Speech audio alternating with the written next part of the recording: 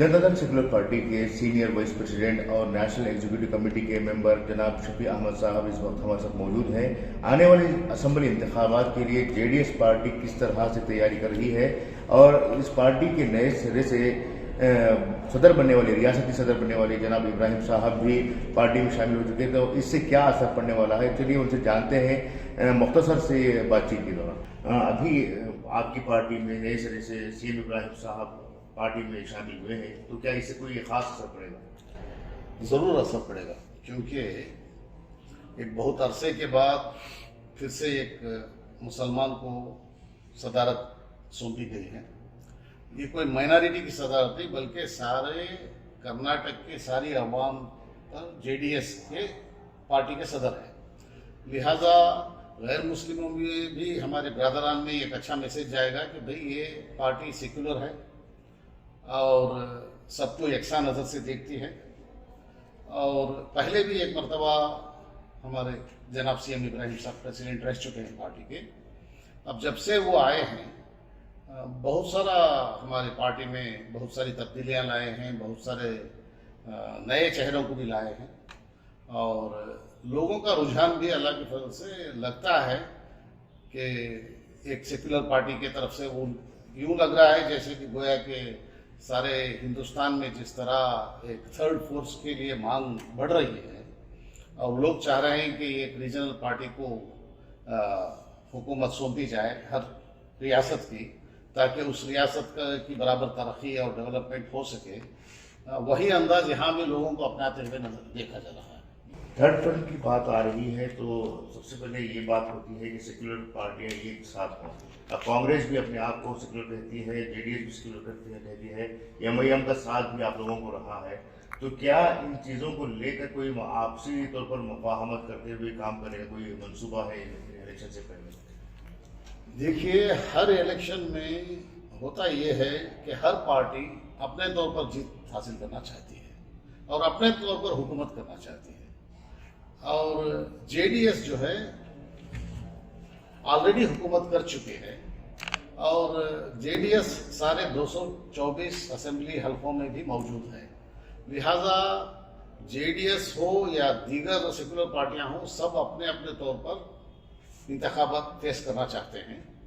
लेकिन चूंकि सारे कर्नाटक में बहुत सारे मजहबी पेशवाओं, मजहबी लीडरान और इदारे अंजुमन, जहाँ मैं भी बहुत कई जगह नुमाइंदा हूँ, सबकी ख्वाहिश है कि सब मिलकर सेकुलर फोर्सेस ये गैर सेकुलर पार्टी को हरा सके और सेकुलर फोर्सेस मिलकर सेक्युलर वोटों को बेकार ना करते हुए सबको एकजा करके चुनकर आए, ये सबकी ख्वाहिश है।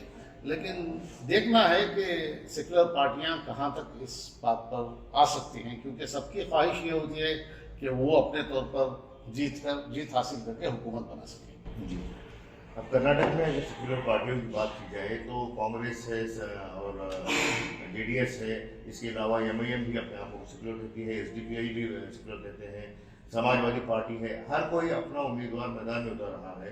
तो क्या पूरे सेक्युलर जो वोट्स हैं वो फ्रूट नहीं जाएंगे, कर नहीं जाएंगे, इससे इलेक्शन से पहले अगर तैयारी नहीं की जाती है? ये जो आप सवाल उठा रहे हैं ये कोई इस आने वाले इंतखाबात में पहली मरतबा नहीं हो रहा है। हर इंतखाब में, हर वक्त के इंतखाबात में, हर इंतखाब में यही मसला पेश आ रहा है। लेकिन इस मसले को पर गौर करने वाले और इस मसले पर ऐसा नहीं होना चाहिए था, सब मिलकर इंतखाब लेना चाहिए था, ऐसा कहने वाले चूंकि बहुत कम तादाद में हैं और ख्वाहिश करते हैं हमारी सब ख्वाहिश यही है कि भाई सेक्युलर वोट ज़ाया ना हो, बेकार ना हो जाए, क्योंकि वोट बहुत कीमती है। सिर्फ 32 से 40% वोट जो लेती है पार्टी, वो भी वोटर्स में, जितने लोग वोट डालने आते हैं 60% सारे वोटर्स में, उतने में से तकरीबन हमारे 6.5 करोड़ की आबादी कर्नाटक की है, उसमें से सिर्फ 5 करोड़ वोटर्स हैं, उसमें से 60% वोट डालते हैं, जो तकरीबन 3 करोड़ होते हैं।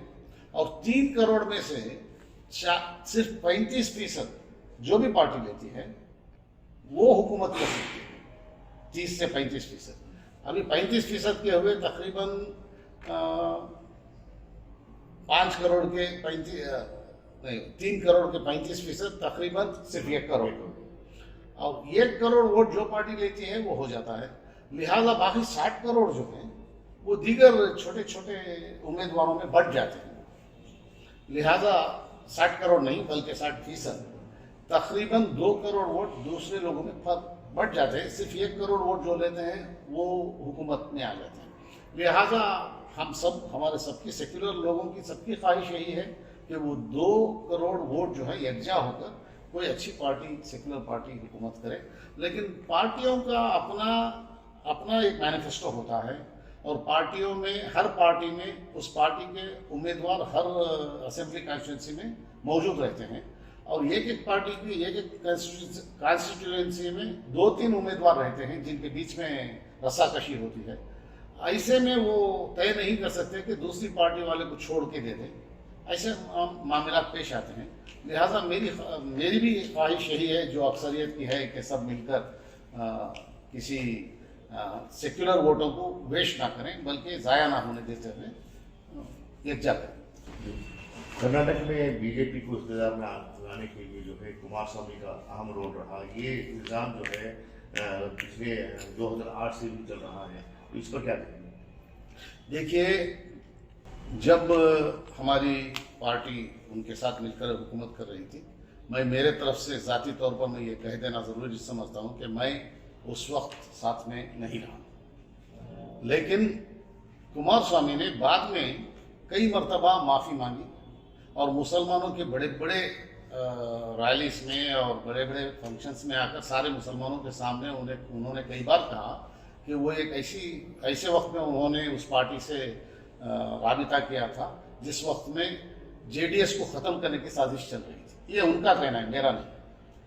कुमार स्वामी जो एक्स सीएम हैं, उनका कहना है कि वो उस वक्त उनसे हाथ मिलाए जब इन्हें ख़त्म करने की साजिश चल रही थी। वो साजिश से बचने के लिए हाथ मिलाए, लेकिन वो मुसलमानों से वादा किए हैं कि फिर से ऐसा नहीं होगा। कई मरतबा किए हैं, लेकिन मुसलमानों के मसाइल ऐसे हैं कि सारे हिंदुस्तान में, हमारी कश्मीर में भी जो पार्टी है वो भी उनसे जुड़ के बाहर आए हैं और यूपी में जो सेक्युलर पार्टी है, रीजनल पार्टी जिसको मुसलमानों ने भी वोट डालकर चुना है, वो भी जुड़ के वापस आए हैं। लिहाजा ये पॉलिटिकल सिस्टम ही ऐसा है कि ममता बनर्जी हो, वो भी बीजेपी में रहकर कैबिनेट में सेंट्रल होते हुए बाहर आई हैं। इसी तरह केरला के भी हों और बहुत सारी जगहों पर ऐसा ही हुआ है। लिहाजा उन्होंने जब अगर कहा है कि आइंदा ऐसा नहीं होगा, सेक्युलर फोर्सेस के साथ ही रहेंगे, तो तब तक के लिए भरोसा कर सकते हैं। अब जिन लोगों को मुस्लिम अक्सरियत इलाकों में जिन मुसलमानों को टिकट दिया गया है, उनके फॉलोअर्स का कहना है कि टिकट तो मिल गया है, लेकिन जेडीएस के जो लीडरान हैं, जो रियासती सतह के लीडरान हैं, कुमार स्वामी हो या दीगर लीडरान, वो पर्सनल एफर्ट्स डालने में नाकाम हो सकते हैं। ये राय अभी से सामने आ रही है। देखिए, चूंकि मैं यहाँ स्टेट ऑफिस इंचार्ज भी हूँ, जब कभी कोई लीडर यहाँ आते हैं अपने तौर पर किसी असेंबली से टिकट मांगने के लिए, हमारी पार्टी के लीडरान जो टिकट डिमांड करते हैं, उसमें से मुस्लिम लीडरान जो टिकट डिमांड करते हैं, वो भी एक असेंबली में 3-3, 4-4 हमारे उम्मीदवार हैं। वो 3-4 में तय करके एक को दिया जाता है, उसमें से बेहतर को चुन कर दिया जाता है। अब वो बेहतर भी कितने तक वो वादों पर अपने उतरेंगे, ये देखना पड़ेगा। और कोशिश ये होती है पार्टी की तरफ से कि बेहतरीन को चुनकर दिया जाए। अब उसमें से अगर कोई खामी है तो लोग अगर सामने लाते हैं तो उस पर भी गौर किया जाए। क्या अगले असेंबली इंतखाबात में अगर मुफाहमत की मौका आता है फिर से कांग्रेस के साथ, क्या जेडीएस तैयार है इसकी? देखिए, जहाँ तक जेडीएस का ताल्लुक है, तकरीबन 1 महीने तक वर्कशॉप्स की गई सारे हमारे पार्टी के वर्कर्स को बुलाकर, पार्टी के जिम्मेदारों को, पार्टी के ऑफिस बेरर्स को बुलाकर बिडदी में अलग अलग तरीके से वर्कशॉप्स की गई और तैयारी इसकी की गई कि मिशन 1, 2, 3, यानी हमारा मिशन और हमारा एम ये है कि 123 सीटें हर हालत में जीतना है और हमें हिस्सा लेना है 224 सीटों पर। असेंबली के, यानी कुल 224 सीटों पर भी हिस्सा लेंगे और 123 कम से कम जीतने की पूरी कोशिश करेंगे। लिहाजा मुफाहमत का सवाल ही नहीं पैदा होता। अगर मौका आता है तो ऐसे नहीं, मौका आता है तो उस वक्त मेरे ख्याल में हमारी ख्वाहिश है कि सेक्युलर ताकतों से ही मिले। मेरी ज़ाती ख्वाहिश ऐसी है और मैं समझता हूँ कि हमारे अक्सर लीडरान की ख्वाहिश ये है कि हमारी पार्टी सेक्युलर पार्टियों के साथ ही मिलकर जुट कर जाए। ये थे शफी अहमद साहब जिन्होंने आने वाले जो प्लानिंग है जेडीएस की तरफ से इंतखाबात के लिए उस पर खुसूसी रोशनी डाली। कैमरा पर्सन किरण के साथ मुदस्सिर अहमद, इस्लाम न्यूज़, बेंगलुरु।